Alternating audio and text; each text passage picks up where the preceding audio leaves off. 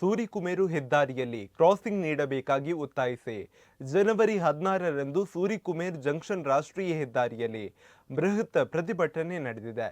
ಮಾಣಿ ಗ್ರಾಮ ಪಂಚಾಯತ್ ಅಧ್ಯಕ್ಷ ಸುದೀಪ್ ಶೆಟ್ಟಿ ಮಾತನಾಡಿ, ಸೂರಿಕುಮೇರ್ ಜಂಕ್ಷನ್ನ ಸ್ವಲ್ಪ ಹಿಂದೆ ಅಥವಾ ಮುಂದೆ ಕ್ರಾಸಿಂಗ್ ನೀಡಬೇಕು. ಒಂದು ವೇಳೆ ಸಮಸ್ಯೆಗೆ ಹೆದ್ದಾರಿ ಇಲಾಖೆ ಸ್ಪಂದಿಸದಿದ್ದರೆ ಮುಂದಿನ ದಿನಗಳಲ್ಲಿ ಹೆದ್ದಾರಿಯಲ್ಲಿ ಅಹೋರಾತ್ರಿ ಪ್ರತಿಭಟನೆ ಮಾಡುವುದಾಗಿ ಎಚ್ಚರಿಕೆ ನೀಡಿದ್ದಾರೆ. ಈ ಭಾಗದಲ್ಲಿ ಶಾಲೆ, ದೇವಸ್ಥಾನ, ಮಸೀದಿ, ಚರ್ಚ್ಗಳಿದ್ದು ಸಾರ್ವಜನಿಕರಿಗೆ ಕಷ್ಟವಾಗುತ್ತಿದ್ದು, ಧಾರ್ಮಿಕ, ಶೈಕ್ಷಣಿಕವಾಗಿ, ಸಾಮಾಜಿಕವಾಗಿ, ಪಕ್ಷಾತೀತವಾಗಿ ಹೋರಾಟ ಮಾಡುತ್ತೇವೆ ಎಂದು ಅವರು ತಿಳಿಸಿದ್ದಾರೆ. ರೆಸಿಡೆನ್ಷಿಯಲ್ ಇಂಜಿನಿಯರ್ ವಿನೋದ್ ಮಾತನಾಡಿ, ಮೇಲಾಧಿಕಾರಿಗಳೊಂದಿಗೆ ಚರ್ಚಿಸಿ ಮುಂದಿನ ಕ್ರಮ ಕೈಗೊಳ್ಳುವ ಭರವಸೆ ನೀಡಿದ್ದಾರೆ. ಇನ್ನು ಈ ಸಂದರ್ಭದಲ್ಲಿ ಅಸಿಸ್ಟೆಂಟ್ ಹೈವೇ ಇಂಜಿನಿಯರ್ ಚಿದಾನಂದ, ಮಾಣಿ ಗ್ರಾಮ ಪಂಚಾಯತ್ ಮಾಜಿ ಅಧ್ಯಕ್ಷ ಬಾಲಕೃಷ್ಣ ಆಳ್ವ ಸೇರಿದಂತೆ ಮತ್ತಿತರರು ಉಪಸ್ಥಿತರಿದ್ದರು.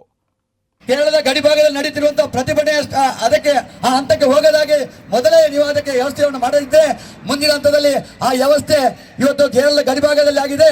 ಮುಂದಿನ ದಿನಗಳಲ್ಲಿ ಸೂರಿಕುಮೇರ್ ಜಂಕ್ಷನ್ ಅಲ್ಲಿ ಕೂಡ ಆಗ್ತದೆ. ಆ ನಿಟ್ಟಿನಲ್ಲಿ ನಾವು ಇದು ಯಾವುದೇ ರಾಜ್ಯಕ್ಕೆ ಪ್ರೇರಿತ ಸಭೆ ಅಲ್ಲ.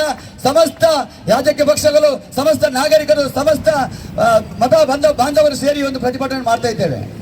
ಮುಂದಿನ ದಿನಗಳಲ್ಲಿ ನಾವು ಇವತ್ತು ನಿನ್ನ ಇಲಾಖೆಯವರು ಹೇಳಿದ್ರು, ಯಾವುದೇ ರಾಷ್ಟ್ರೀಯ ಹೆದ್ದಾರಿಗೆ ತೊಂದರೆ ಆಗಬಾರ್ದು.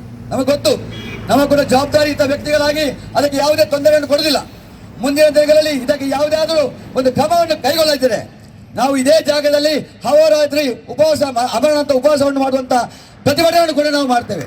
ಯಾಕಂದ್ರೆ ಜನರಿಗೆ ಬೇಕಾಗಿ, ಜನರ ಸಂಕಷ್ಟಕ್ಕೆ ಬೇಕಾಗಿ ಒಂದು ಸ್ಪಂದಿಸುವಂತಹ ವ್ಯವಧಾನವನ್ನು ರಾಷ್ಟ್ರೀಯ ಹೆದ್ದಾರಿ ಇಲಾಖೆ ಮಾಡಬೇಕು.